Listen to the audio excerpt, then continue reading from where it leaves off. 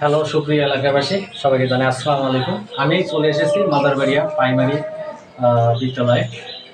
এই প্রাইমারি বিদ্যালয়ের পাশে একটি টয়লেট নির্মাণ করা হচ্ছে, এটি একটি সরকারি প্রজেক্ট।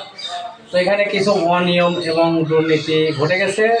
আপনারা দেখতে পাচ্ছেন আমার সামনে কিন্তু একটা ওয়াল ভেঙে পড়ে গেছে, কারণ তারা এখানে যে ঘরটি দিয়েছে বা টয়লেটটি করেছে, এই যে এই ওয়ালটি পড়ে গেছে, এই ওয়ালটির নিচে একটা বিম থাকা দরকার। তারা এই বিমটি দেয়নি, রড দিয়ে একটা বিম করার দরকার ছিল। এটি এখানকার সভাপতি, প্রধান শিক্ষক এবং সহকারী শিক্ষক, তাদের মনিটরিং করা উচিত ছিল, তারা এটি করেনি, যার কারণে আজকে এই অবস্থা দুর্দশা। মিস্ত্রি ও ঠিকাদারের সাথে হয়তো কাজের কোনো যোগসূত্র থাকতে পারে, যার কারণে এরকম অনিয়ম কিন্তু আমরা দেখতে পাচ্ছি।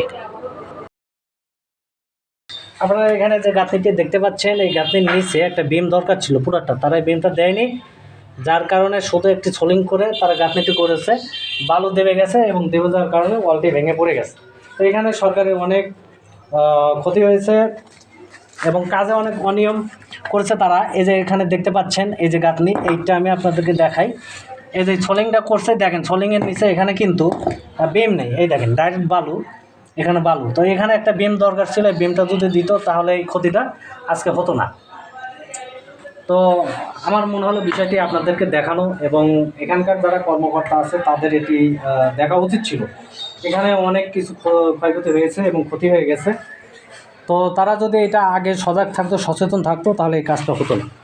এ পাশে ছাদটি ঢালাই দিয়েছে এবং ছাদটি এ পাশে ঢালাই হয়েছে, এই পাশে 5 ইঞ্চি এবং মাঝখানে এখানে এসে ছাদটি ঢালাই হয়েছে 2 থেকে 2.5 ইঞ্চি এবং এ পাশে এখানে হয়েছে 6 ইঞ্চি, 7 ইঞ্চি এবং শেষে গিয়ে হয়েছে 4 ইঞ্চি। তো এরকম কাজের অনিয়ম, কোনো নিয়ম ছাড়া কাজ হচ্ছে। এখানে আমার মনে হয় একটি ইঞ্জিনিয়ার দ্বারা কাজটি সম্পন্ন করা উচিত ছিল। তো তারা সেটি এখানে থানা ইঞ্জিনিয়ারদের সাথে নিশ্চয়ই কোনো ধরনের কানেকশন আছে, না হলে তো এরকম অনিয়ম কাজ এখানে হতো না। একটি সরকারি প্রতিষ্ঠান এভাবে কখনো কেউ কাজ মেনে নেবে না এবং ঢালাই হতে পারে না।